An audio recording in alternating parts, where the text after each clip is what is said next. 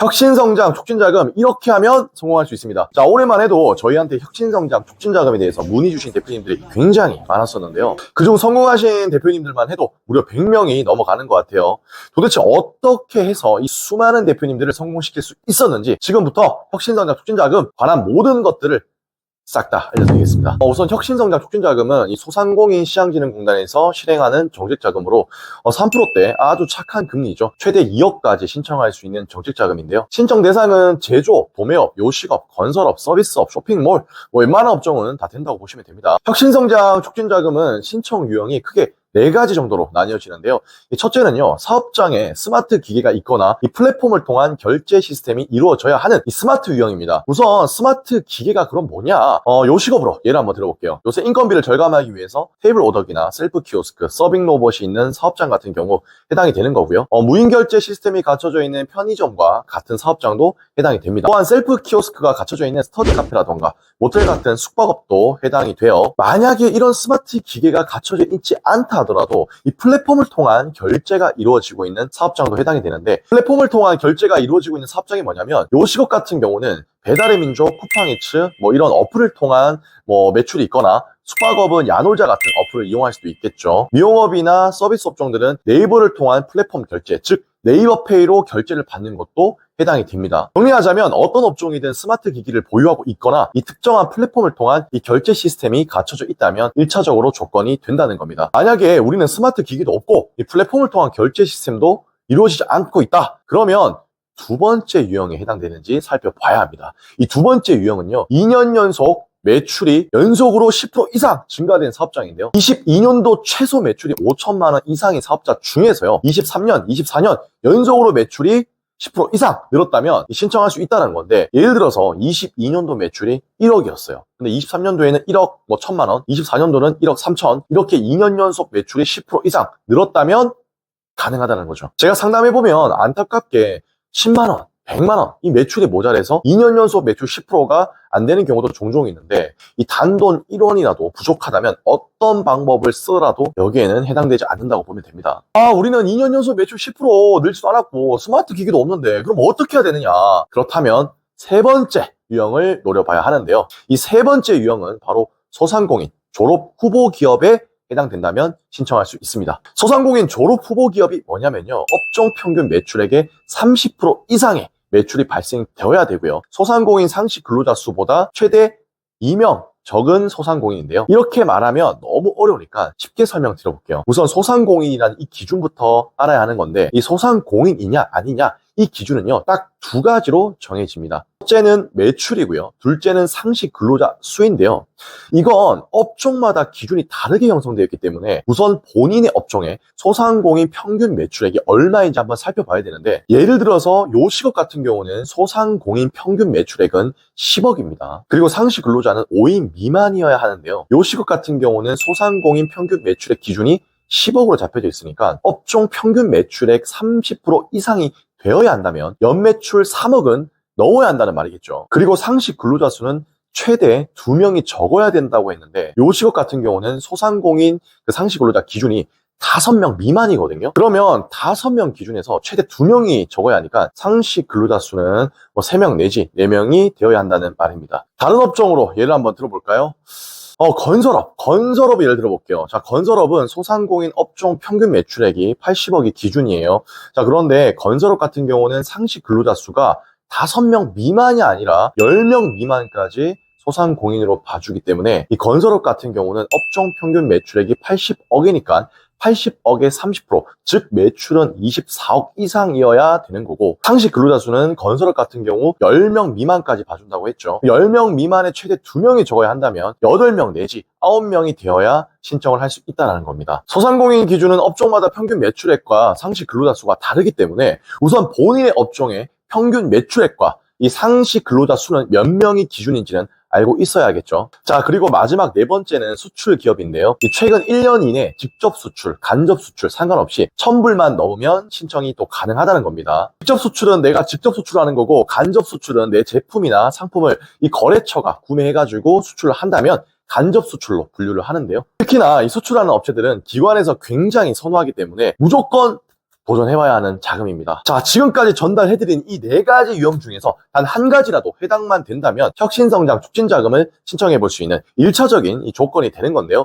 그러면 무조건 여기에 해당되기만 하면 되는 거냐? 당연히 그렇진 않죠. 해당 자금은 담당자가 어떻게 평가하느냐에 따라서 성공이냐, 탈락이냐, 한도를 적게 받냐, 최대로 받냐 갈릴 수 있게 됩니다. 실제로 비슷한 스펙임에도 불구하고 지역별로도 조금씩 평가 결과가 다르다는 걸 알 수 있었는데요. 그럼 도대체 어떤 기준으로 평가를 하느냐? 제가 지금부터 말씀드리는 건 기관에서 공개적으로 오픈한 게 아니라 순전히 저희 주관적인 생각에서 말씀드리는 겁니다. 첫째는 업력입니다. 이 업력이 7년이 넘냐, 넘지 않느냐를 따지는데요. 이 동일한 컨디션에 업력 7년 미만인 업체와 업력 7년 이상이 붙었을 땐 업력 7년 미만인 업체가 100% 이기는 양상을 보여주고 있는데요. 사실 업력 7년 이상 되었다 그러면 뭐 각자 알아서 생존해라 이런 느낌이 좀 강하다는 걸 알 수가 있습니다. 사실 우리나라 자영업 폐업률이 7년 미만일 때 압도적으로 수치가 높기 때문에 이렇게 업력으로 기준을 둬서 자금 집행을 하는 것으로 예상할 수 있습니다. 둘째는요, 부채 비율 및 이금융권, 대출 건수인데요. 보통 소상공인 대표님들은 기본적으로 신용보증재단 2~3건 정도는 기본으로 쓰고 있기 때문에 보증서 대출은 잘 안 나오고,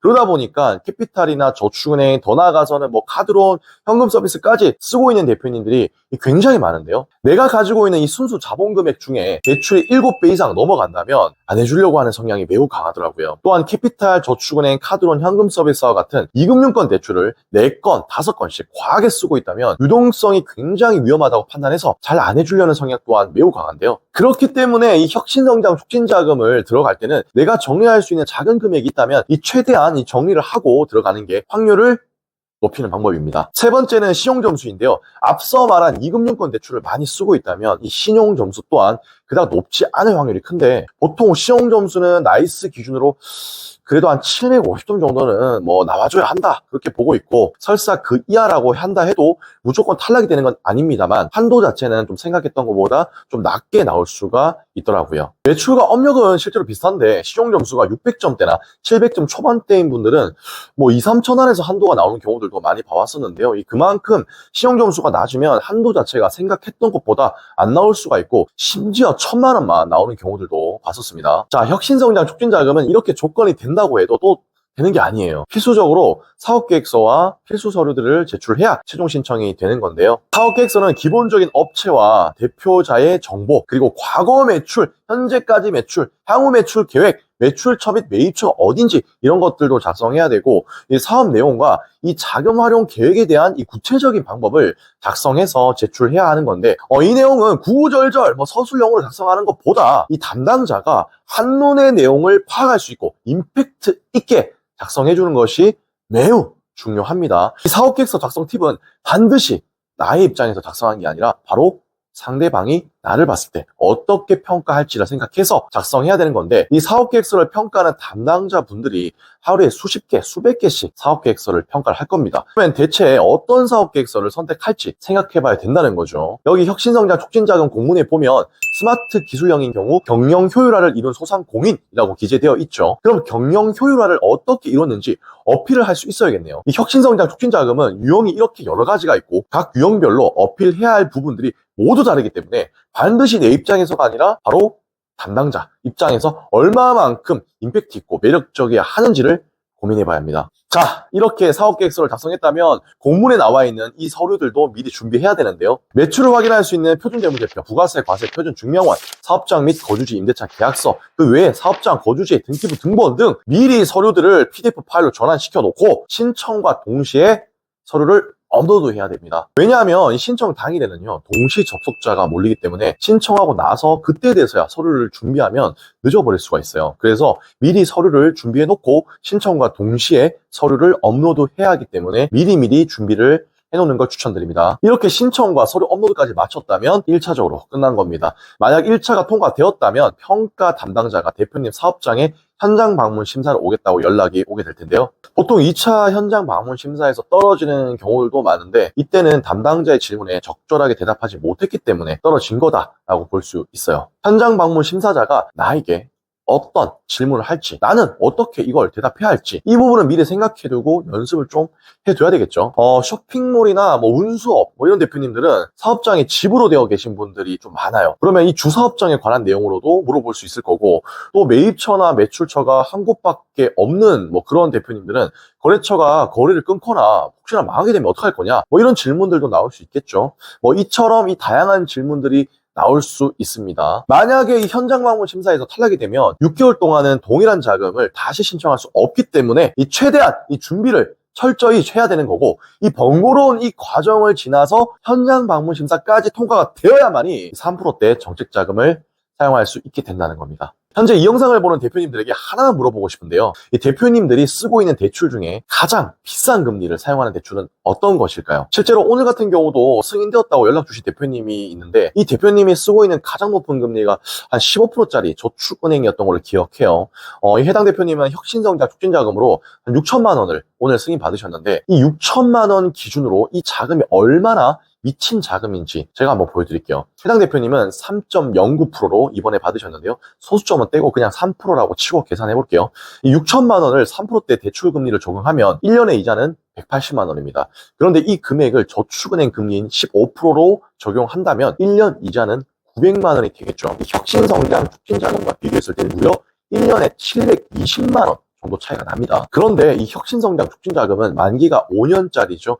만약에 이 자금을 5년 동안 쓴다면 이자는 5년간 500만 원 정도가 되는 거고요. 저축은행 15% 금리로 계산해보면 5년간 이자는 4,500만 원이 되는 겁니다. 무려 혁신성장 촉진자금과 저축은행을 비교하면 3,600만 원까지 차이가 나는 거죠. 3,600만 원이면 웬만한 중형차 이상 금액이에요. 제가 이렇게까지 차이가 크다고 설명드린 이유는 실제로 저희 쪽에 이렇게 문의 주시는 대부분의 대표님들이 카드로 현금 서비스, 저축은행 캐피탈, 이 2금융권 대출을 정말 못해도 한두 건은 쓰고 있는데 제발 그러지 마시라는 겁니다. 자, 오늘은 혁신성장 촉진자금에 대해서 설명드렸는데요. 혹시나 신청 방법부터 사업계획서 작성, 현장 방문 심사에 관한 가이드까지 혹시라도 도움이 필요하시거나 내가 가능한지 아닌지, 내가 될까 안 될까, 이 피드백을 원하는 대표님들은 당사 홈페이지를 통해서 문의하기欄에 접수해 주시면 순차적으로 대표인 제가 직접 피드백을 드리도록 하겠습니다. 영상 도움되셨길 바라고요. 저는 다음 영상에서 뵙겠습니다. 감사합니다.